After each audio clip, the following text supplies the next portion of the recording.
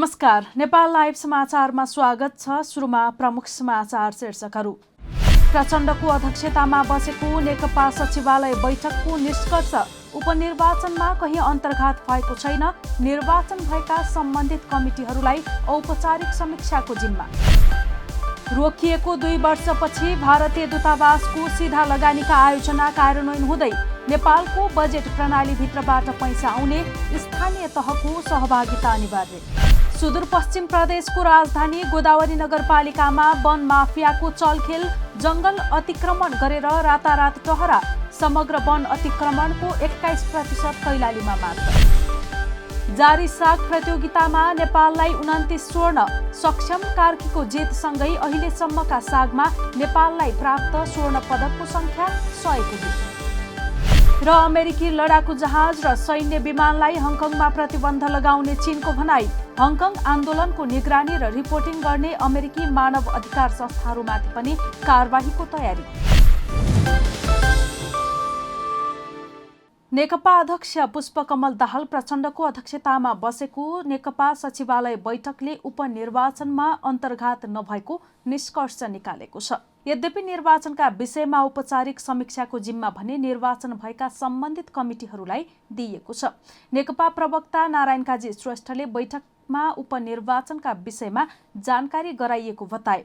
सामान्य जानकारी अनुसार कहीँ अन्तर्घात नभएको श्रेष्ठको भनाइ छ। हाम्रो सामान्य जानकारीमा दाङको ओडाको निर्वाचनमा विद्रोही उम्मेदवार नै उठेको कारणले हामीले तत्कालै स्थानीय कमिटीले नै पार्टी सदस्यबाट निष्कासन गरेर कारबाही नै गरिसकेको छ। त्यो बाहेक अहिलेसम्म औपचारिक रूपमा कुनै पनि ठाउँबाट पार्टीभित्रैको अन्तर्घातको रिपोर्ट प्राप्त भइसकेको छैन। तर हामी औपचारिक समीक्षा भने आगामी बैठकमा सबै कमिटीहरूबाट औपचारिक समीक्षात्मक रिपोर्ट प्राप्त भएपछि गर्ने। सचिवालयको बैठक आगामी 23 गते बिहान 9 बजे तय गरिएको छ। आफ्नो ठाउँको उपनिर्वाचनको समीक्षा त्यसअघि नै पठाइसक्न निर्देशन दिने निर्णय सचिवालयले गरेको छ। उपनिर्वाचनको औपचारिक समीक्षा आगामी सचिवालयको बैठकमा गरिनेछ र त्यसको लागि अहिले निर्वाचन सम्पन्न भएका सबै जिल्लाहरूले वा सम्बन्धित महानगरपालिका, उपमहानगरपालिका, गाउँपालिका र वडा कमिटीहरूले समीक्षा गरेर केही दिनभित्रैमा त्यो समीक्षाको आफ्नो रिपोर्ट पार्टी केन्द्रीय कार्यालयमा पठाउने निर्देशन पनि दिइएको छ। र पार्टीको आगामी बैठक, सचिवालयको आगामी बैठक 23 गते बिहान 9 बजेको लागि पार्टी केन्द्रीय कार्यालय धुमारामै बस्ने तय भएको छ। बैठकले प्रधानमन्त्री तथा नेकपाका अर्का अध्यक्ष केपी शर्मा ओलीको स्वास्थ्यमा आइरहेको सुधारप्रति प्रसन्नता व्यक्त गर्दै शीघ्र स्वास्थ्य लाभको कामना समेत गरेको छ। मंगलबार बागलुङको बडीगाड गाउँपालिका 7 अल्छीबाङमा जीव दुर्घटनामा ज्यान गुमाएकाको सामूहिक दाह संस्कार गरिएको छ। इस्मा गाउँपालिका 4 दोहोली र 5 रजस्थलका 10 जनाको सामूहिक दाह संस्कार गरिएको हो।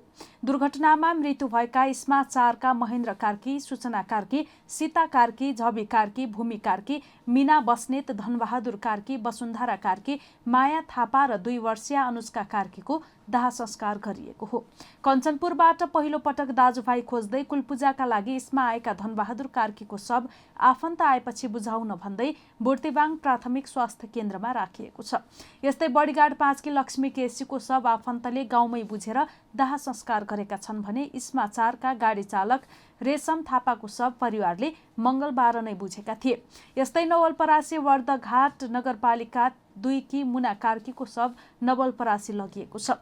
इस्मा गाउँपालिकाले दुर्घटनामा ज्यान गुमाउने अधिकांश त्यहीको भएकाले बुधबार शोक बिदा दिएको छ। सरकारले पछिल्लो 2 वर्षसम्म रोकिएको भारतीय दूतावासको आर्थिक सहयोगमा सञ्चालन हुने साना कार्यक्रम अघि बढाउने तयारी गरेको छ। कार्यक्रम कार्यान्वयनको विधिमा दुवै देश सहमत भएपछि यो कार्यक्रम अघि बढाउन लागि हो। 2 वर्षसम्म रोकिएको यो कार्यक्रम कार्यान्वयनको नयाँ मोडालिटीमा दुवै देश सहमत भइसकेका छन्। यद्यपि समझदारीमा हस्ताक्षर हुन भने बाँकी छ। अर्थ मन्त्रालय स्रोतका अनुसार बजेटरी फ्रेमभित्र पर्ने गरी सहयोग दिन भारत सरकार सहमत भएको छ। समझदारीमा हस्ताक्षर भएसँगै यो कार्यान्वयनमा आउनेछ। नयाँ समझदारी अनुसार भारतीय दूतावासले कार्यक्रम कार्यान्वयन हुने स्थानीय तहसँगको सहलगानीमा मात्रै आर्थिक सहयोग गर्न पाउनेछ। यस अनुसार दूतावासले आयोजनाको कुल लागतको 80% र सम्बन्धित स्थानीय तहले 20% खर्च बिहोर्नु पर्दछ। सुरुमा भारतीय दूतावासले नेपालको बजेट प्रणालीभित्र रहने गरी आर्थिक सहायता दिन अस्वीकार गरेको थियो। तर बजेट बाहिरबाट कार्यक्रम कार्यान्वयन गर्न नसकिने नेपालको अडानपछि बजेट प्रणालीभित्रैबाट कार्यक्रम कार्यान्वयन गराउन भारत सहमत भएको हो। आन्दोलनरत चिकित्सा शिक्षा MBBS लगायत विद्यार्थीले बुधबारदेखि सुरु हुने भनिएको परीक्षा बहिष्कार गरेका छन्। BDS नर्सिङ लगायत 8 संकायका परीक्षार्थीले परीक्षा बहिष्कार गरेका हुन्। बिहिबारदेखि भने MBBS पहिलो वर्षको परीक्षा तय भएको थियो। Universal medical college, Chitwan medical college, national medical college र जानकी मेडिकल कलेजका विद्यार्थीले परीक्षा बहिष्कार गरेका छन्। आन्दोलनरत विद्यार्थी मध्ये चितवन मेडिकल कलेजका विद्यार्थीले परीक्षा बहिष्कार गरेको जनाउँदै बुधबार प्रवेश पत्र जलाएका छन्। चिकित्सा शिक्षा सङ्घर्ष समितिको अगुवाईमा चितवनमा विद्यार्थीले प्रवेश पत्र जलाएका हुन्। MBBS पहिलो र दोस्रो वर्षमा उठाइएको गैर कानुनी शुल्क फिर्ता गर्ने सहमति मङ्सिर 10 गते भएको थियो। शिक्षा मन्त्रालय र मेडिकल कलेज सञ्चालक बीच भएको सहमति अमूर्त रहेको भन्दै विद्यार्थीले त्यसलाई अस्वीकार गरेका छन्। चिकित्सा शिक्षाका 8 संकायमा उठाइएको शुल्क फिर्ता गर्नुपर्ने माग विद्यार्थीहरूको छ। कैलालीको गोदावरी नगरपालिकामा पर्ने राष्ट्रिय वन अतिक्रमण गरेर विभिन्न संरचना निर्माण तीव्र पारिएका छन्। राष्ट्रिय वन नजिक रहेका ठूला डाँडा सम्याएर अतिक्रमण गरी व्यापारिक कारोबार तथा बस्नका लागि आवास बनाउन सुरु गरिएको छ। सुदूरपश्चिम प्रदेशले 2075 असोज 12 गते तघेरी गोदावरीको जंगलमा राजधानी तोकेपछि वन माफियाहरूले वरपरको सामुदायिक तथा राष्ट्रिय वन क्षेत्रमा अतिक्रमण गर्ने क्रम बढेको छ। गत असार महिनापछि यो क्षेत्र अतिक्रमणको चपेटामा पर्ने क्रम बढेको हो। हिजो आज राजधानी स्थल तोकिएको तेघरी जंगल नजिकै रहेको हनुमान मन्दिर क्षेत्र, गोदावरी आर्यघाट जाने क्षेत्र, चुनेपानी, समाधिगढा, भ्यागुत्ते पानी, बासपानी, गाईमारा क्षेत्र अतिक्रमणको उच्च चपेटामा परेको छ। वन माफियाहरूले आफन्तलाई लिएर वन क्षेत्रभित्रै टहरा बनाउन थालेका छन्। सडक किनारमा बसेकाहरू पछिल्लो समयमा सामुदायिक वनको सिमाना मिच्दै अगाडि बढिरहेको स्थानीयवासीको भनाइ छ। प्रदेश वन निर्देशनालयको तथ्याङ्क अनुसार कैलालीमा अहिलेसम्म 21,154 हेक्टर वन क्षेत्र अतिक्रमणमा परेको छ। देशभरमा 1 लाख हेक्टर वनको क्षेत्रफल अतिक्रमणको चपेटामा छ। त्यसको 21% कैलालीमा मात्रै अतिक्रमण भएको छ। हामी नेपाल लाइभ समाचारमा छौं। अब खेल समाचार। जारी 13औं दक्षिण एसियाली खेलकुद प्रतियोगितामा नेपालले यो समाचार तयार पार्दासम्म 29 स्वर्ण हात पारेको छ। अहिलेसम्म नेपालले 29 स्वर्ण सहित 14 रजत र 19 कांस्य पदक जितेको छ। यस्तै भारतले 23 स्वर्ण जित्दा 19 रजत र 12 कांस्य पदक जितेको छ भने पाकिस्तानले 8 स्वर्ण, 14 रजत र 13 कांस्य जितेको छ। यसैगरी श्रीलङ्काले 7 स्वर्ण, 18 रजत र 32 कांस्य पदक जितेको छ। बंगलादेशले 4 स्वर्ण, 7 रजत र 24 कांस्य हात पारेको छ। यसैगरी मालदिप्सले 1 स्वर्ण सहित 2 कांस्य पदक हात पारेको छ भने स्वर्ण जित्न नसकेको भुटानको खातामा 3 कांस्य पदक मात्रै छन्। यसैबीच सागमा अहिलेसम्म भएका सबै प्रतियोगितामा गरेर नेपालले 100वटा स्वर्ण पदक जितेको छ। 13औं सागसम्म आइपुग्दा 100 नम्बरमा स्वर्ण पदक जित्ने खेलाडी सक्षम कार्की भएका छन्। उनले पुरुष 87 किलो तौल माथिको तेक्वान्दोको 11औं स्वर्ण पदक जितेका हुन्। कार्कीले पाकिस्तानका वाकर अली शाहलाई पराजित गरेका थिए।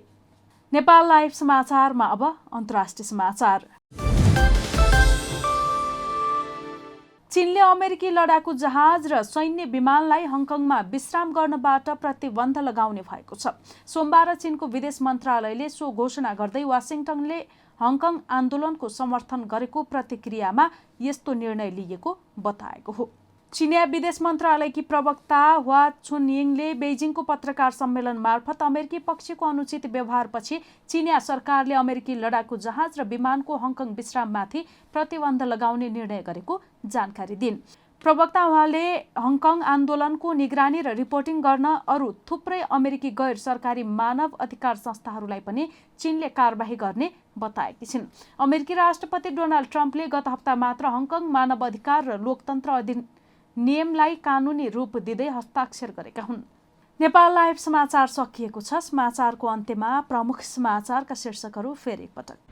प्रचण्डको अध्यक्षतामा बसेको नेकपा सचिवालय बैठकको निष्कर्ष उपनिर्वाचनमा कहीँ अन्तर्घात भएको छैन। निर्वाचन भएका सम्बन्धित कमिटीहरूलाई औपचारिक समीक्षाको जिम्मा।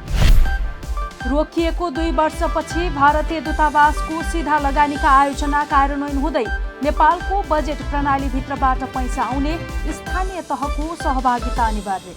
सुदूरपश्चिम प्रदेशको राजधानी गोदावरी नगरपालिकामा वन माफियाको चलखेल, जंगल अतिक्रमण गरेर रातारात टहरा। समग्र वन अतिक्रमणको 21% कैलालीमा मात्र। जारी साग प्रतियोगितामा नेपाललाई 29 स्वर्ण, सक्षम कार्कीको जितसँगै अहिलेसम्मका सागमा नेपाललाई प्राप्त स्वर्ण पदकको संख्या 100 पुग्यो। र अमेरिकी लडाकु जहाज र सैन्य विमानलाई हङकङमा प्रतिबन्ध लगाउने चीनको भनाई। हङकङ आन्दोलनको निगरानी र रिपोर्टिङ गर्ने अमेरिकी मानव अधिकार संस्थाहरूमाथि पनि कारबाहीको तयारी। नेपाल लाइभ समाचार आज यति नै। हाम्रा सबै कार्यक्रम युट्युब, फेसबुक, ट्विटर र हाम्रो वेबसाइट नेपाललाइभ.com मा पढ्न र हेर्न सक्नुहुनेछ। नमस्कार।